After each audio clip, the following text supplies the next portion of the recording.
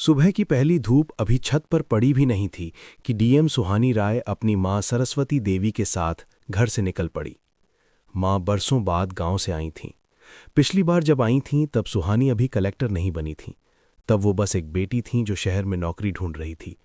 आज बेटी शहर की डीएम थीं, लेकिन मां की नज़र में वो आज भी वही छोटी सी सुन्नो थीं जो चोटी बनवाते वक्त सिर हिलाती थी। सुहानी ने जानबूझकर आज न सरकारी गाड़ी बुलाई न पीए को बताया। उसने एक हल्की हरी कुर्ती पहनी और मां के साथ पैदल ही निकल गई।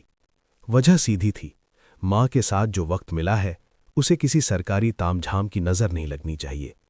सुनो वो देख। सरस्वती देवी ने एक पुरानी इमारत की ओर इशारा किया जिसकी दीवार पर पुराना साइन बोर्ड टंगा था। यहीं तेरे पापा तुझे हर रविवार लड्डू दिलाने लाते थे। सुहानी की आंखें उस बोर्ड पर रुकीं। दुकान बंद हो चुकी थी, लेकिन उस जगह की याद अभी जिंदा थी। हाँ मां, और मैं हमेशा एक लड्डू खाकर बाकी जेब में छुपा लेती थी। सरस्वती देवी हंसी और रास्ते में हाथ चिपकने पर रो देती थी। दोनों हंस पड़ी। वो हंसी जो बचपन और बुढ़ापे के बीच की दूरी को एक पल में पाट देती है। लेकिन वो सुबह उन दोनों के लिए इतनी आसान नहीं रहने वाली थी। बाजार की गली में घुसते ही दूर से गाड़ियों की आवाजें आने लगीं।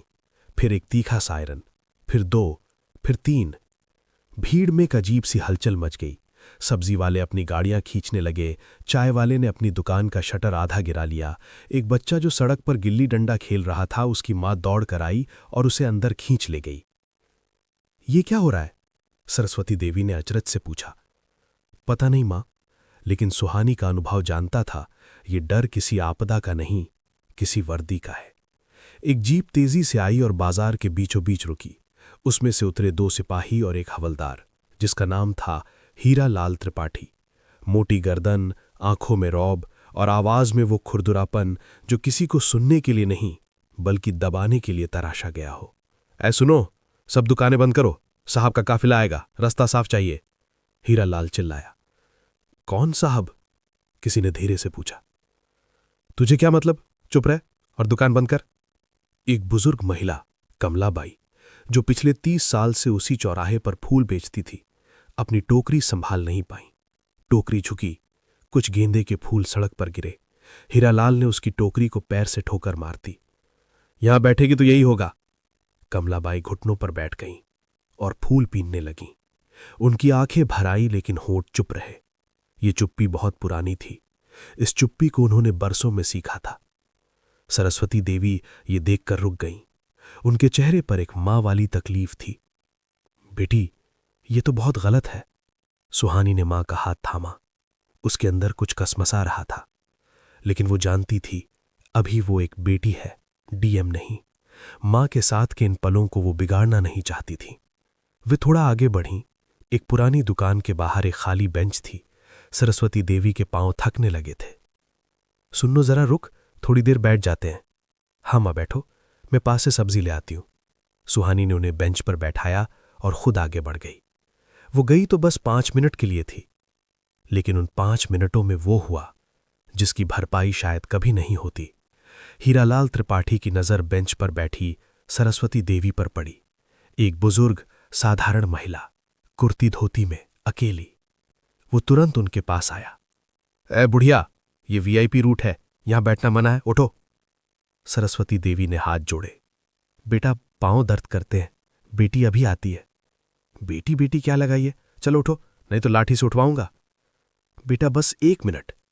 हीरालाल ने पीछे खड़े सिपाही को देखा, फिर उसने अपना हाथ उठाया। एक जोरदार थप्पड़ सरस्वती देवी के गाल पर। वो आवाज इतनी तेज थी कि पास के दुकानदार का हाथ रुक गया। चाय वाले की चाय छलक गई। एक बच्चा जो मिठाई की दुकान के बाहर खड़ा था, वो सहम गया। सरस्वती देवी का सिर एक तरफ झुक गया। उनकी आंखों से आंसू बहने लगे। होठ कांपे, लेकिन आवाज नहीं निकली। तभी सुहानी लौटी।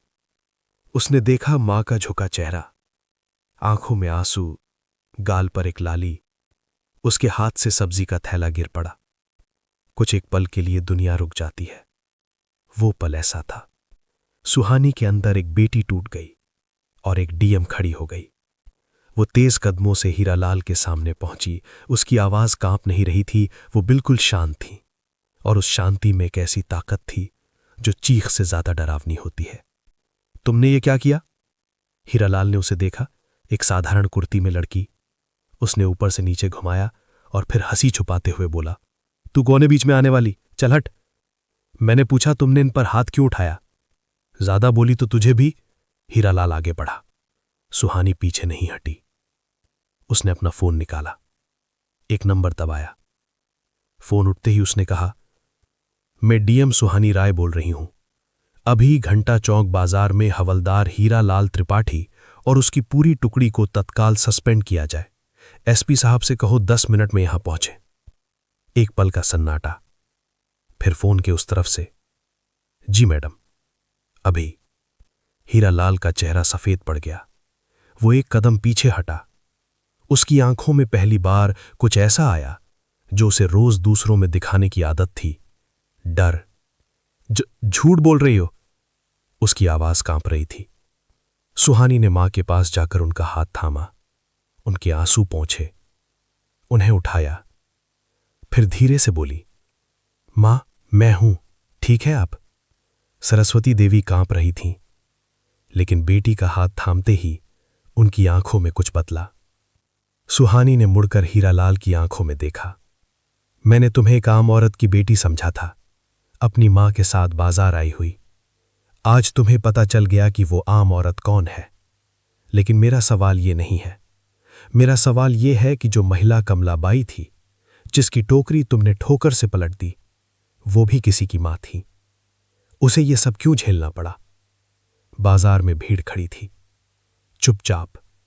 सुहानी ने ऊंची आवाज में कहा, इस बाजार में हर रोज ये होता है। आम आदमी डरता है, न इसलिए कि उसने कुछ गलत किया, बल्कि इसलिए कि उसके पास वर्दी नहीं है। ठीक 9 मिनट बाद एसपी की गाड़ी आई।